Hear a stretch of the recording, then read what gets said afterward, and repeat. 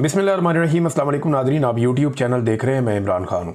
Nadreen, Pakistan में एक मरतबा फिर से जंग शुरू कर दी गई है और खैबर पख्तूनख्वा के कबायली इलाकों में जंग हो रही है। हालांकि वहाँ पे लोगों ने सख्त मुखालफत की थी किसी भी किस्म की लड़ाई या ऑपरेशन के हवाले से, लेकिन एक बड़ा फ़ौजी ऑपरेशन शुरू किया गया है। अभी जो कुछ हमने देखा उसमें भारी हथियार इस्तेमाल हो रहे हैं। जो इतलात आ रही हैं उनमें हेलीकॉप्टर्स इस्तेमाल किए जा रहे हैं और हेलीकॉप्टर्स के बाकायदा मनाजिर फिल्मा कर भी वहाँ से लोगों ने भिजवाए हैं और ये बता रहे हैं कि वहाँ पे कुछ दोनों तरफ का नुकसान हुआ। उसके अलावा सिविलियंस का काफ़ी नुकसान रिपोर्ट हो रहा है। और एक मोहम्मद फ़हीम साहब हैं, सीनियर जर्नलिस्ट खैबर पख्तूनख्वा से, उन्होंने शहरियों की, जो ज़ख्मी शहरी हैं उनकी वीडियो पोस्ट की है। उन्होंने दिखाया कि यहाँ से शहरियों को मुंतकिल किया जा रहा है जो ज़ख्मी हो गए हैं इस ऑपरेशन के नतीजे में, और ये सिविलियंस हैं और इनके लिए कोई एम्बुलेंस भी दरकार नहीं है ऑपरेशन में। इन्हें एक पिकअप के अंदर डाल के ऐसी गाड़ी में, तो इनको वहाँ से ज़ख्मी हालत में मुंतकिल किया जा रहा है। शानदाना गुलजार साहिबा ने एक बड़ा सख्त ट्वीट किया है और वो ट्वीट है इस हवाले से कि एक बच्चा है वो शहीद हुआ, और वो ट्वीट में क्या लिखती हैं वो मैं आपको दिखाता हूँ। शानदाना गुलजार साहिबा अपने ट्विटर अकाउंट पे लिखती हैं, मेंबर कौमी असम्बली हैं, खैबर पख्तूनख्वा से इनका ताल्लुक़ है। वो कहती हैं, जी डमाडोला चेक पोस्ट के बिल्कुल सामने बच्चे को शहीद कर दिया, हालांकि वहाँ कोई कर्फ्यू नहीं था। मुबारक हो फोर्सेस को फ़लस्तीन दोएम, अपने ही पाकिस्तानियों की नस्ल कुशी में पेश पेश, अल्लाह की लानत वर्दी पहने खवारिज पर। ये शानदाना गुलजार ने इसके ऊपर ट्वीट किया है और इसके अलावा कुछ और लोगों ने कुछ वीडियोस, कुछ तस्वीर पोस्ट की हैं। बल्कि ये जो एक छोटा बच्चा है इसकी भी खून में लथपथ जो तस्वीरें हैं वो भी मैं आपको यहाँ सोशल मीडिया पे, यहाँ पे यूट्यूब पे दिखा नहीं सकता, लेकिन ये बड़े तकलीफ़ देह मनाजिर हैं। जब इस तरह ऑपरेशन होते हैं मुल्क के अंदर तो फिर उसके अंदर इस तरह के मनाजिर सामने आते हैं। खैबर पख्तूनख्वा की आवाम बड़े लंबे अरसे से इन चीज़ों से बचना चाह रही थी। बड़ा सवाल एक ये पैदा होता है कि क्या खैबर पख्तूनख्वा की हुकूमत ने इस ऑपरेशन की इजाज़त दी है या ये ऑपरेशन खैबर पख्तूनख्वा की हुकूमत की मर्ज़ी से हो रहा है। अली अमीन गंडापुर साहब ने और उनकी सूबाई हुकूमत ने ऑपरेशन की सख्त मुखालफत की है और वो ये कहते रहे माजी में कि हम किसी सूरत भी खैबर पख्तूनख्वा में ऑपरेशन नहीं होने देंगे। हमारी जो फंड्स हैं वो हमारे हवाले किए जाएं, हमारी पुलिस को हमें बाइख्तियार तरीके से अपना काम करने दिया जाए और चीज़ें अगर हमारे हवाले की जाएं तो हम दहशतगर्दी पे काबू पा सकते हैं। गंडापुर ने यहाँ तक कहा कि यहाँ पे दो तरह के तालिबान हैं, इनमें से एक ऐसे हैं जो पाकिस्तान की फ़ौज या मिलिट्री एस्टेब्लिशमेंट को पसंद है, एजेंसियों को, और वो भी लूटमार करते हैं, वो भी तबाही फेरते हैं, और जब उन्हें पुलिस गिरफ्तार करती है तो आकर एजेंसियाँ उन्हें छुड़ा कर ले जाती है। कुछ ऐसे तालिबान हैं जिनसे एजेंसियाँ लड़ती हैं या फ़ौज लड़ती है। अब ये जो एक तफरीक है ये ख़त्म होनी चाहिए। और अली अमीन गंडापुर ने कहा कि जब पुलिस अपनी जान पर खेलकर दहशतगर्दों को गिरफ्तार करती है और पाकिस्तान की एजेंसियां उनको आकर छुड़वा कर ले जाती हैं ये कहते हुए कि ये हमारे काम के बंदे हैं, तो इससे पुलिस का मोराल बड़ा डाउन हो जाता है। अब ये बड़े संजीदा इल्ज़ाम आते हैं जो अली अमीन गंडापुर साहब ने और इससे पहले और लोगों ने भी लगाए थे। लेकिन अब सूरत हाल ये है कि पाकिस्तान की मिलिट्री एस्टेब्लिशमेंट ने फ़ैसला किया और ऑपरेशन जो है उसका आगाज़ कर दिया गया है। वहाँ पे भारी हथियार इस्तेमाल किए जा रहे हैं। पहले फ़ेज़ में ये कहा जा रहा है कि ये ऑपरेशन 31 जुलाई तक चलेगा और 31 जुलाई के बाद ये चलता है या नहीं अभी तक इसके बारे में नहीं है, लेकिन बाजोड़ में जो ऑपरेशन है इसमें बहुत सारे इलाके हैं जहाँ पे कर्फ्यू नाफिज कर दिया गया है। लेकिन ये बच्चा जिस इलाके में शहीद हुआ यहाँ पे कर्फ्यू नाफिज नहीं किया गया था। ये इंतहाई अफसोसनाक सूरत हाल है। खैबर पख्तूनख्वा की हुकूमत को इसमें क्लैरिटी देनी होगी कि क्या वाकई उन्होंने ऑपरेशन की इजाज़त दी है या उनकी मर्ज़ी के ख़िलाफ़ ऑपरेशन हो रहा है। उनका मौक़िफ़ बड़ा इंपॉर्टेंट है और वो इस ऑपरेशन को किस नज़र से देखते हैं। जो शहरियों का और अवाम का रद्द-ए-अमल है वो अभी तक तो जब मैं आपसे बात कर रहा हूँ सामने नहीं आया, लेकिन मसाजिद में ऐलान करवाए गए और लोगों से कहा गया कि आप अपने घर से बाहर नहीं निकलेंगे, हमने कर्फ्यू नाफिज कर दिया है। और अब यहाँ पे जो दहशतगर्द हैं उनके खिलाफ बाकायदा फ़ौज ने एक ऑपरेशन शुरू कर दिया है। देखें, जो दहशतगर्दी है वो हर हाल में रुकनी चाहिए, ये हर पाकिस्तानी का मौक़िफ़ है, लेकिन खैबर पख्तूनख्वा के तहफ़्फ़ुज़ात सुने जाने चाहिए। वहाँ के लोग ये कहते हैं कि जो ऑपरेशन किए जाते हैं वो दहशतगर्दी के लिए नहीं किए जाते बल्कि हमारे वसाइल पर कब्ज़े के लिए किए जाते हैं। अगर तो ये ऑपरेशन सिर्फ दहशतगर्दों को धकेलने के बाद ख़त्म हो जाते हैं और उसके बाद फ़ौज जो है वो वापस बैरकों में चली जाती है और मकामी इंतज़ामिया आकर सारा कंट्रोल संभाल लेती है, जैसा कि माजी में नहीं हुआ। माजी में जितने ऑपरेशन हुए इसके बाद हमने देखा कि वहाँ पे मुस्तकिल तौर पे फ़ौज का एक वजूद हमेशा कायम रहा वहाँ से फ़ौज वापस नहीं गई। जिन जिन इलाकों में गई वहाँ पे फिर ऑपरेशन करने के बाद वो मौजूद रहे और बहुत लंबे चौड़े इलाके उनके कंट्रोल में रहे। तो मकामी लोग ये समझते हैं कि उनके वसाइल पर कब्जा हो जाता है। ख़ास तौर पे मादनियात के हवाले से पाकिस्तान जो अपने मगरबी ममालिक के साथ जो पाकिस्तान की इस्टेब्लिशमेंट और हुकूमत बातचीत कर रही है, ख़ास तौर पे रेयर अर्थ मिनरल्स जिस पे सारी दुनिया की नज़रें हैं, चाइना, अमेरिका या जर्मनी या दीगर जो बड़े मुल्क हैं, रशिया, इन सब की नज़रें रेयर अर्थ मिनरल्स पे हैं। रशिया ने यूक्रेन पे अटैक किया और यूक्रेन में क्या है, वहाँ पे बहुत सारी चीज़ों के अलावा रेयर अर्थ मिनरल्स हैं। ये अमेरिका को भी चाहिए। आपने देखा डोनाल्ड ट्रंप ने ज़ेलेंस्की को जलील करके रख दिया अपने सामने बैठा के, और मामला सिर्फ जाकर मादनियात पे ख़त्म हुआ। तो इसी तरह पाकिस्तान को तो कोई तकलीफ उठाने की ज़रूरत ही नहीं पड़ी। पाकिस्तान तो स्टेट वे इस ऑफ़र को पहले दिन से लेकर गया था कि जनाब हम मादनियात आपको देना चाहते हैं, बल्कि पाकिस्तान से ही अनाउंस करके गए थे कि हम तो रेयर अर्थ मिनरल्स आपको देना चाहते हैं। अब ये फ्यूचर में ये मिनरल्स या मादनियात किस काम आएंगी, इसके बारे में शायद अमेरिका, रशिया, चाइना, इन ममालिक के साइंसदानों के बाद कुछ तहकीकात हैं, और इसीलिए ये सारे ममालिक बहुत डेस्परेट हैं, बहुत ज़्यादा उतावले हो रहे हैं कि किसी तरह मैक्सिमम ये मादनियात या मिनरल्स वो उठाकर अपने मुल्कों में ले जाएं और इनको अपने लिए इस्तेमाल करें फ्यूचर में, क्योंकि फ्यूचर में साइंटिफिक स्टडीज़ के मुताबिक ये धातें बहुत कीमती हो जाएंगी और इनकी बड़ी शदीद ज़रूरत रहेगी। तो नाज़रीन, अब रेयर अर्थ मिनरल्स के ऊपर जो है वो पाकिस्तान का एक इन्हिसार है, और वहाँ पे जो ऑपरेशन है लोग उसको उसके साथ जोड़ कर देखते हैं। खैबर पख्तूनख्वा में पाकिस्तान तहरीक इंसाफ की हुकूमत है, और तहरीक इंसाफ की हुकूमत ने एक दिन पहले फ़ौज को खैबर पख्तूनख्वा में महदूद करने के हवाले से एक ऐलान जारी किया था।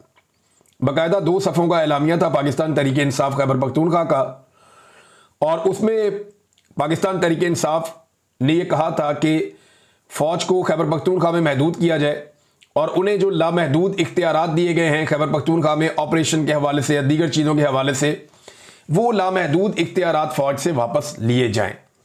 लेकिन वो इख्तियारात फ़ौज से वापस लेना तो दूर की बात है, या फ़ौज की जो एक्टिविटीज़ हैं, सरगर्मियाँ हैं, उन्हें खैबर पख्तूनख्वा में महदूद करना तो बहुत दूर की बात है। यहाँ पे एक लेटर सोशल मीडिया पे गर्दिश कर रहा है, और इस लेटर का ताल्लुक है कंटोनमेंट बोर्ड पेशावर से। ये सूबाई हुकूमत का लेटर नहीं है। अब सूबाई हुकूमत ने काम कब किया, कितना अरसा पहले किया और किसने करवाया, ये सवालात मौजूद रहेंगे। सूबाई हुकूमत इसके ऊपर अपना मौक़िफ़ दे सकती है। लेकिन ये 29 अप्रैल 2025 का एक लेटर है आज के दिन का, और ये सोशल मीडिया पे सर्कुलेट कर रहा है, और कुछ जर्नलिस्ट हैं जिन्होंने इसको पोस्ट किया। लेटर ये कहता है कि जो पेशावर कंटोनमेंट का इलाका है उसमें तौसी कर दी गई है, यानी 3 ऐसे देहात हैं जिनमें तहकाल बाला और रैगी, ललमा और दीगर कुछ इलाके हैं जो इसके अंदर शामिल हैं। तो ये जो एरियाज़ हैं इन्हें कंटोनमेंट में शामिल किया गया है, यानी कंटोनमेंट का रकबा बढ़ा दिया गया है, और इन इलाकों के अंदर आइंदा जो भी एक्टिविटी होगी उसके लिए तमाम इजाज़तनामे कंटोनमेंट से जाके लेने होंगे। कंटोनमेंट ने ये लेटर जारी कर दिया, लेकिन ये सारे इलाके सूबाई हुकूमत दे सकती है कंटोनमेंट को।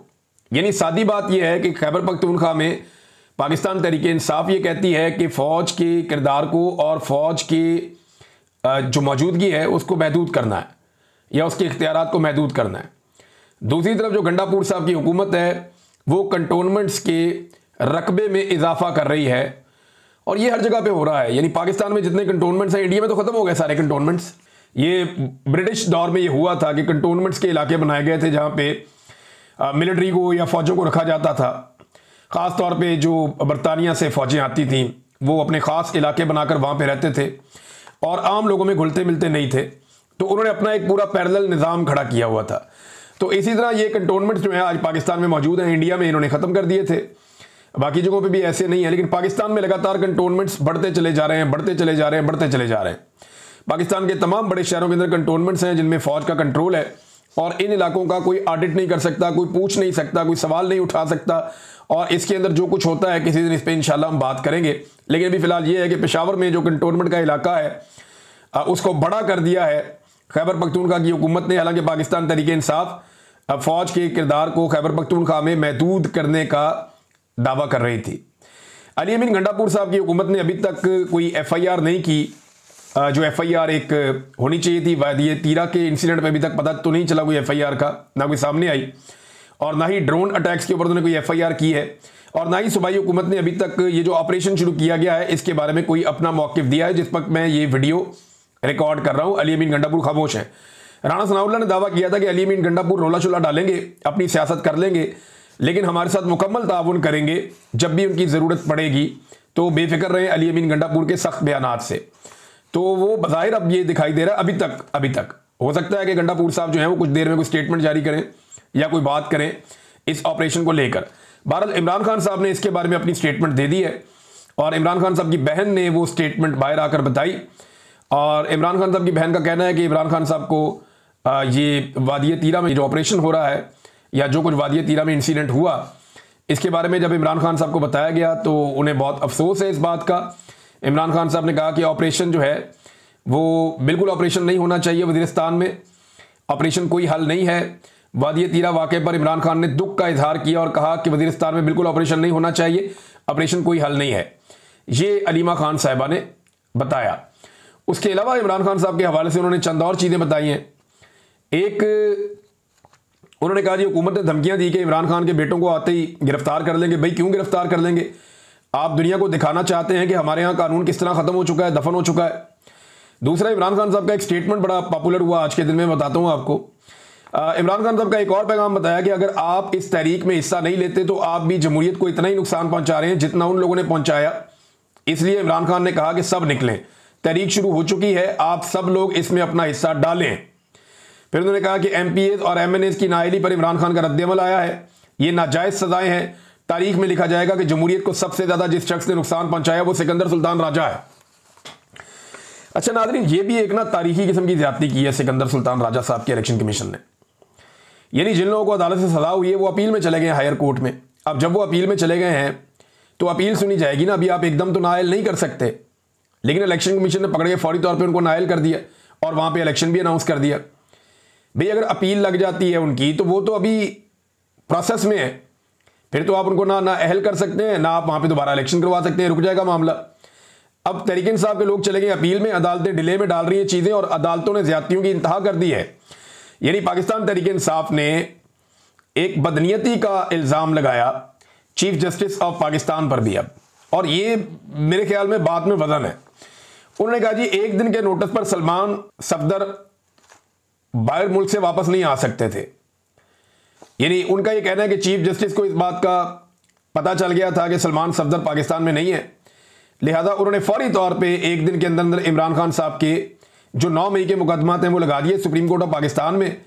और वहाँ पे जाके वकला ने बताया कि जी आप 2 दिन का टाइम दे दें, सलमान सफदर पाकिस्तान वापस आ जाते हैं, आप दोबारा केस लगा लें, अगले हफ्ते लगा लें। लेकिन जानबूझकर इसको जो है वो 12 अगस्त तक की तारीख दे दी गई। ये सख्त ज्यादती है। ये इसलिए हुआ ताकि इमरान खान को इंसाफ ना मिल सके। सलमान अकरम राजा दलाइल के लिए वहाँ पे मौजूद थे, लेकिन उन्हें नहीं सुना गया और चीफ जस्टिस ने कहा नहीं जी ठीक है 12 अगस्त तक की हम तारीख दे रहे हैं। अब 12 अगस्त का मतलब है कि 15 दिन मजीद डाल दिए, यानी 2 हफ्ते के बाद अब दोबारा ये केस लगेगा। होना तो ये चाहिए था कि इसको 2-4 दिन के बाद लगा देते, सलमान सफदर पाकिस्तान वापस आ जाते और आकर अपना ये मुकदमा लड़ लेते। लेकिन जज जो है वो भी बादशाह लोग हैं, यहाँ पे एस्टेब्लिशमेंट जो चाहती है जज वही कर रहे हैं और अपनी मर्जी भी मनमानी भी चल रही है। हमारे एक सहाफ़ी दोस्त हैं और अदील सरफराज साहब, उन्होंने एक खबर दी बड़ी इंटरेस्टिंग। एक साबिक चीफ जस्टिस ने दरखास्त दे दी कि मैंने घर में सोलर लगवा लिया है, लिहाजा मेरे 2000 यूनिट बिजली जो मुझे मुफ्त दिए जाते हैं वो एडजस्ट कर दें मेरे बेटे के घर में, यानी वो 2000 यूनिट उसको फ्री कर दें मेरे बेटे को। अंदाजा करें आप, इन्हें ये जज रहे हैं यार इस मुल्क के और चीफ जस्टिस रहे हैं और उन्होंने बाकायदा ये दरखास्त दे दी है। और ये सहाफ़ी अदील सरफराज साहब जो हैं ये इंकशाफ कर रहे हैं। मुझे तो हैरत होती है कि कैसे लोग पाकिस्तान में इतने बड़े मनसब पर बैठा दिए जाते हैं। इमरान खान साहब का जो बयान बहुत ज़्यादा वायरल हो गया, बहुत पॉपुलर हो गया, हर तरफ रुला पड़ गया। इमरान खान साहब ने कहा बाप ही काफ़ी है। अब ये जुमला तो इमरान खान साहब जेल से एक देते हैं जिससे आग लग जाती है पूरे मुल्क में। यानी ये इमरान खान साहब को पता है कि मुझे कहना क्या है। जेल के अंदर बैठकर भी वो अपने आप को कैसे रेलिवेंट रखना है, इमरान खान साहब को आइडिया है। एक जुमले के अंदर वो ऐसी कहानी बयान करते हैं और ये बहुत बड़ी काबिलियत होती है किसी भी लीडर की कि वो एक छोटी सी बात के अंदर बहुत बड़ा पैगाम छोड़ दे। इमरान खान साहब ने वक्त के साथ साथ ये सीखा है। इमरान खान साहब का एक जुमला आज के दिन में बहुत पॉपुलर हो गया सोशल मीडिया पे और उन्होंने कहा बाप ही काफ़ी है। अब हुआ क्या, इसको ना इमरान खान साहब के बेटों ने क्योंकि पाकिस्तान आना था, तो इस हवाले से इमरान खान साहब से एक सवाल हुआ, तो उन्होंने कहा नहीं बाप ही काफ़ी है। ये एक्चुअली मशहूर हो गई बात। इसके दो एंगल लिए जा रहे हैं। इमरान खान साहब के हामी इसे इमरान खान साहब का एक पूरा एतमाद जुमला कह रहे हैं कि बहुत पूरा एतमाद है, जेल के अंदर भी एक आदमी निज़ाम को नथ डाल के बैठा हुआ है। इमरान खान साहब के मुखालिफिन कह रहे हैं कि वो अपने बच्चों के मामले में मुहतात हो गए हैं और वो अपने बच्चों को उस खतरे में नहीं डाल रहे जितना बाकियों के डाल रहे हैं। उनके मुखालिफिन ये कह रहे हैं। लेकिन हकीकत क्या है, देखिए इसकी आप हकीकत समझे। पाकिस्तान तहरीक इंसाफ ने बाद में इस पर बात भी की है। हकीकत यह है कि इमरान खान साहब से सवाल हुआ कि क्या आपके बच्चे एहतजाज को लीड करने के लिए पाकिस्तान आ रहे हैं? एहतजाज को लीड करने के लिए पाकिस्तान आ रहे हैं, सवाल था। तो इमरान खान साहब ने कहा कि नहीं, लीड करने के लिए उनका बाप ही काफी है। लीड करने के लिए बाप ही काफी है। लीड करने के लिए, अब आप इसके दो मतलब निकाल सकते हैं कि लीड करने के लिए बाप ही काफी है। नहीं नहीं, बाप ही काफी है लीड करने के लिए। इसका एक मतलब आप ये निकाल सकते हैं कि उनके बच्चे नहीं आ रहे, दूसरा आप ये निकाल सकते हैं कि लीड करने नहीं आ रहे। तो पाकिस्तान तहरीक इंसाफ ने बाद में क्लैरिटी से कहा, क्योंकि अलीमा खान साहब ने पहले भी कहा था कि इमरान खान साहब के बच्चे पूछ नहीं रहे अपने बाप से, वो इन्फॉर्म कर रहे हैं कि हम आ रहे हैं और हम अपना रोल प्ले करेंगे। जो अमेरिका में जाकर उन्होंने कोशिश भी की है जितनी वो कर सके।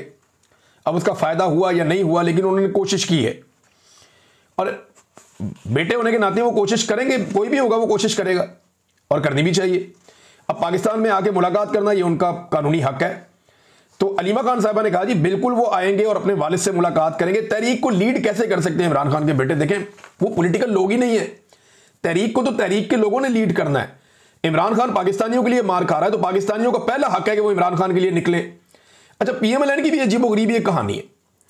वो कभी इस बात के ऊपर एतराज करते हैं जी इमरान खान के बच्चे क्यों आ रहे, कभी इस बात पर एतराज करते हैं जी वो क्यों नहीं आ रहे, कभी इस बात पे एतराज करते हैं कि इमरान खान के बच्चे जो है ये क्यों खा रहे हैं, वो क्यों पी रहे हैं। यानी अजीबो गरीब किस्म की इनकी मेंटेलिटी है। ये इतने डरे हुए और खौफजदा लोग हैं कि एक आदमी का चेहरा अभी तक ये सामने नहीं आने दे रहे, एक आदमी की तस्वीर या एक आदमी की ऑडियो ये अभी तक सामने नहीं आने दे रहे। ये निज़ाम इमरान खान से इतना खौफजदा है और दावे इनके बड़े बड़े हैं कि हम जनाब तुर्रम खान हैं, हम ये कर देंगे वो कर देंगे, और जो बंदे लॉन्च किए हैं उनके साथ देखें क्या हो रहा है। यानी अजीबोगरीब किस्म के काम हो रहे हैं। मैं हाँ, शाहिद अफरीदी साहब की एक आ गई वीडियो मेरे पास। ये हरमीत सिंह साहब है मेरे दोस्त बड़े अच्छे, उन्होंने ये ट्वीट कर दी। तो ये 15-20 लोग हैं, इन्होंने एक बहुत बड़ा बैनर उठाया हुआ है, फ़ख्रे पख्तूनख्वा साहबजादा शाहिद खान अफरीदी मंजानिब एहलियाने पाकिस्तान फ़ख्रे पाकिस्तान। तो कौमी हीरो को इज्जत दो, ये वो नारे लगा रहे जी, कौमी हीरो को इज्जत दो, और शाहिद अफरीदी का फोटो उठाया हुआ है, एक ही बैनर है। अब मुझे लगता है ये शाहिद अफरीदी के खिलाफ साजिश है। यानी कौमी लेवल का हीरो है तो आप, अब ये तो नहीं हो सकता ना कि 15-20 लोग जो हैं, अभी यूके में भी मैं ये देख रहा हूं कि मुख्तलिफ जगहों पे ना थोड़े थोड़े लोग खड़े करके तो उनके साथ उनकी तस्वीरें बनवा दी जाती हैं, कहीं पे 5, कहीं पे 7, कहीं पे 8। तो ऐसा लगता है कि शाहिद अफरीदी साहब एक एहसास कमतरी का शिकार है, उन्हें इससे निकलना चाहिए। देखिए, उनकी अपनी एक शख्सियत है, उनका अपना एक करैक्टर है। अगर वो शाहिद अफरीदी की तरह ज़िंदगी गुजारेंगे तो उनके लिए ज़िंदगी गुजारना बड़ा आसान रहेगा। एक खुला डुला आदमी है, ठीक है, उसकी ज़िंदगी गुजारने का अपना एक तरीका है, ज़िंदगी में आप अच्छा और बुरा दोनों करते हैं। एक खुला डुला आदमी है और उसकी अपनी दोस्तियाँ, उसकी अपनी सोच है। अगर वो शाहिद अफरीदी बन के ज़िंदगी गुजारेगा तो बड़ा आसान रहेगा। लेकिन अगर वो इमरान खान बनना चाहेगा तो देखे ना, कौवा चला हंस की चाल अपनी भी भूल गया।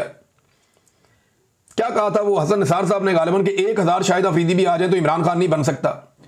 तो शाहिद अफरीदी सारी जिंदगी सर तोड़ कोशिश भी कर लेना तो वो इमरान खान की धूल को भी नहीं पकड़ सकते, क्योंकि इमरान खान एक ही है ना, वो बहुत बहादुर आदमी है, बहुत दलेर आदमी है, वो डट जाने वाला आदमी है, मुकाबला करने वाला आदमी है। उसका करैक्टर इतना बड़ा है कि उसके दुश्मन उसकी गवाहियां देते हैं। उसके बदतरीन मुखालिफिन भी क्रिकेट के दौर में उसकी गवाहियां देते थे। आज उसके बदतरीन सियासी मुखालिफिन भी, आप अकेला लेकर किसी को भी बैठे तो वो गवाहियां देंगे कि यार बहुत दलेर आदमी है, बहुत शानदार आदमी है। तो ये इमरान खान का करैक्टर है। शाहिद अफरीदी कभी भी इमरान खान नहीं बन सकते। इस चक्कर में वो बार बार जो है ना, वो बात कहीं से कहीं चली जाती है। कई तजियाकारों ने कहा जी 1000 दफ़ा भी अगर शाहिद अफरीदी पैदा हो जाए तो वो इमरान खान नहीं बन सकते। अब ये एक मुझे तो साजिश ही लगती है कि 10-15 लोग निकले और निकल के शाहिद अफरीदी के लिए कौमी हीरो को इज्जत दो, ये क्या बात है। अब मेरे ख्याल में थोड़ी कोशिश अब करनी पड़ेगी, उन्हें 100-200 बंदा इकट्ठा करके कहीं पे कौमी हीरो को इज्जत दो का एक मुजाहरा करवाना चाहिए। इस तरह का मुजाहरा होने से बेहतर था कि मुजाहरा होता ही ना। नादरीन, खबरें और आपके साथ शेयर करता हूं नेक्स्ट वीलॉग में, लेकिन अफसोसनाक बात यह है कि एक मरतबा फिर इससे पहले कोई 20 से ज़ायद ऑपरेशन खैबर पख्तूनख्वा में हो चुके हैं। एक ऑपरेशन और शुरू किया गया, लेकिन कभी पिछले 20 ऑपरेशंस में पाकिस्तान ने क्या पाया, क्या खोया, हमने उसका हिसाब किताब किया। खैबर पख्तूनख्वा ने कितनी लाशें उठाई, उनके लिए जिम्मेदार कौन था, हमने कभी उसका हिसाब किताब किया। यहाँ स्मगलिंग कौन करता है, पैसा किसकी जेब में जाता है, ये मादनियात किसके कंट्रोल में जाना चाहती हैं, कौन लेकर जाना चाह रहा है, कभी इसके ऊपर मैंने बात की। कितने लोग कोलेटरल डैमेज में शहीद हुए, हमने कभी इस पे बात की। कोई अकाउंटेबल है इस दहशतगर्दी के लिए, इस बदअमनी के लिए? क्या कोई जवाबदेह है? हमने कभी इसके ऊपर बात की। हम तमाम मुश्किल सवालों से भागते रहते हैं और आखिर में हमारे पास हल एक ही होता है कि गोली चला दो। गोली चलाने से अमन नहीं आता, गोली चलाने से धमाका होता है और यह धमाका अमन को खा जाता है। अब तक इतना ही, अपना ख्याल रखिएगा, अपने इस चैनल का भी। अल्लाह हाफिज़।